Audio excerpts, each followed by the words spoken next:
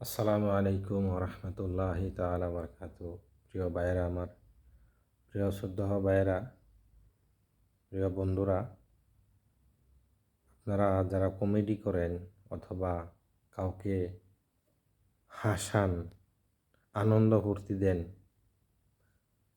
মিথ্যা কথা বইলা, কারোর উপরে মিথ্যা কথা বইলা কেউই কাউকে হাসাবেন না, আর মিথ্যা কথা বইলা কাউকে আনন্দ দিবেন না।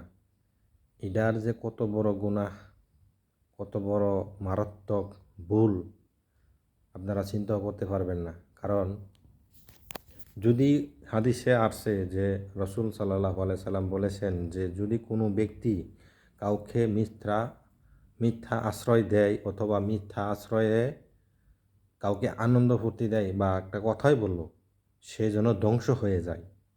নাউজুবিল্লাহি জালিক। কত বড় ভয়ঙ্কর জিনিস। তো এতে বড় ভাইয়েরা বা বোনেরা যারা ওই কমেডি করেন বা মানুষকে আনন্দ ফুর্তি দেন মিথ্যা কথার আশ্রয় নিয়া, তো এই জিনিসগুলি করবেন না, এর থেকে বিরত থাকবেন। আশা করি আমার কথাটা বুঝতে পারছেন। সবাই ভালো থাকবেন। জাযাকাল্লাহ খাইরান।